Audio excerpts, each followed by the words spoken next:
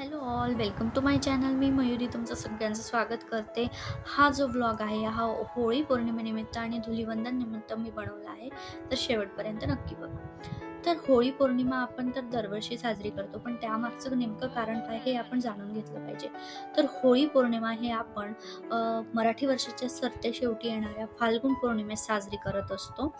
आणि होळी पौर्णिमा जी आहे तिला हुताशनी पौर्णिमा आणि शिमगा या नावाने देखील ओळखलं जातं. काही ठिकाणी 5-6 दिवस हा जो सण आहे तो साजरा केला जातो. आणि होळी पौर्णिमा जी आहे हा जो सण आहे तो सण साजरा करण्यामागचं कारण असं आहे की ज्या ज्या अपप्रवृत्ती होत्या त्या नष्ट करून त्यांच्यावर विजय मिळवून एक उत्साहात हा सण आपण साजरा करतो. आणि जेणेकरून जे जे वाईट घडलं आहे ते विसरून एक नव्याने सुरुवात करून एक उत्साह निर्माण करून आपण प्रत्येक नवीन गोष्टीच्या स्वागतासाठी सज्ज असतो. त्यासाठी हा आपण सण साजरी करत असतो. आणि होलिका जे दहन आपण करतो होळी पौर्णिमेला त्यामागे पण एक आख्यायिका आहे, पौराणिक आख्यायिका. तर असं होतं की दैत्यराज हिरण्यकश्यपू जे होते त्यांचा मुलगा प्रल्हाद, भक्त प्रल्हाद आपण ओळखतो. आणि तो भक्त प्रल्हाद जो होता तो विष्णू भक्त होता. आणि त्याचे जे वडील होते दैत्यराज हिरण्यकश्यपू ते स्वतःलाच देव समजत असत. त्यांना त्यांच्या मुलाची जी विष्णू भगवानची भक्ती होती ती केलेली आवडत नसे. तर त्यांनी त्यांची जी बहीण होती होलिका तिला आदेश दिला की तू भक्त प्रल्हादला मांडीवर घेऊन आगीत प्रवेश कर. आणि होलिकेला वरदान प्राप्त होतं की ती आगीत जरी गेली तरी तिला काही होणार नाही. पण भक्त प्रल्हादाची भक्ती इतकी जास्त होती की भगवान विष्णूच्या कृपेने तो त्या आगीतून सुखरूप बाहेर आला. आणि जी होलिका होती ती त्या आगीत जळून तिथेच भस्मसात झाली. आणि तो जो दिवस होता तो फाल्गुन पौर्णिमेचा होता. आणि त्या वेळीपासून आपण होलिका दहन करायला सुरुवात केली. आणि दरवर्षी हा होलिका दहन आपण करत असतो. आणि होलिका दहन करताना त्या अगोदर आपण तिची पूजा करतो, नैवेद्य आपण अर्पण करतो, गंध पुष्प अक्षता आणि पाणी आपण अर्पण करतो. आणि त्यानंतरच होलिका दहन केले जाते. आणि होलिका दहन जे आहे ते सूर्यास्तानंतरच करत असतात. आणि अशा प्रकारे आपण होलिका दहन करून होळी पौर्णिमा दरवर्षी साजरी करत असतो.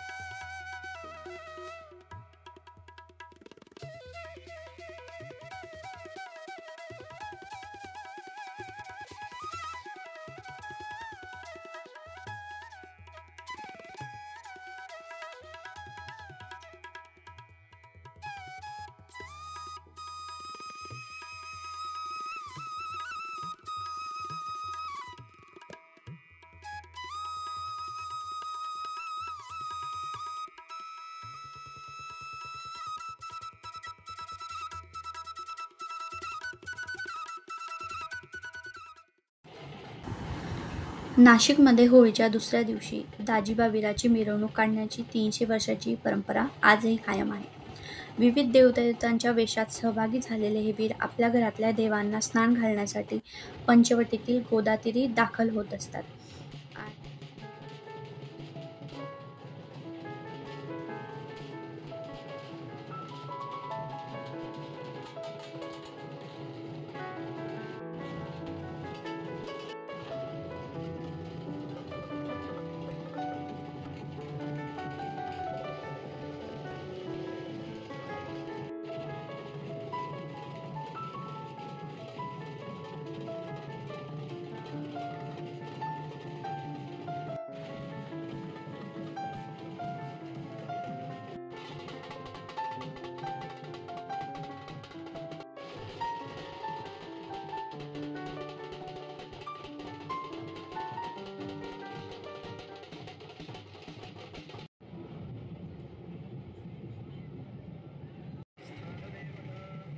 ही जी वीरांची मिरवणूक आहे ती वाजत गाजत निघत असते.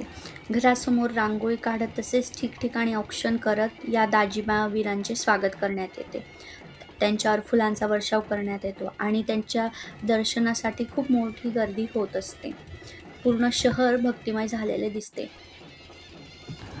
आणि यासोबतच शहरातील काही मानाच्या वीरांच्या मिरवणुकांना खूप महत्त्व असते.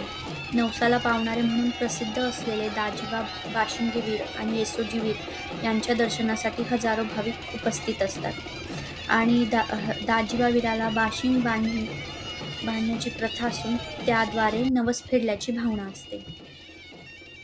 ही जी मिरवणूक आहे ती रात्रभर चालते आणि वाजत गाजत ही मिरवणूक निघत असते. आणि ह्या वीर मिरवणुकीमागे एक आख्यायिका सांगितली जाते की नाशिक जिल्ह्यातील दिंडोरी तालुक्यातील जानोरी इथल्या गावात एक सदन गवळी राहत होता आणि तो खंडेराव महाराजांचा खूप मोठा भक्त होता.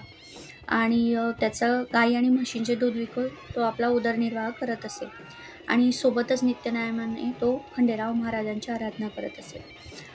वयाच्या 16व्या वर्षी त्याचं लग्न ठरलं होतं. तर हळदीच्या दुसऱ्या दिवशी दूध विकून तो घरी परतत असताना काही दरोडेखोरांनी त्याच्यावर हल्ला केला. यात त्याचं निधन झालं. यामुळे दुःख झालेलं कुटुंब घरी परतत असताना गावात वाद्य वाजण्यास सुरुवात झाली. ज्या ठिकाणी गवळी खंडेरायाची पूजा अर्चना करत असे त्या ठिकाणी त्याची प्रतिमा दिसू लागली आणि तो बोलू देखील लागला की जो पण माझी राहिलेली इच्छा पूर्ण करेल मी त्याची इच्छा पूर्ण करेल, अशी आख्यायिका सांगितली जाते.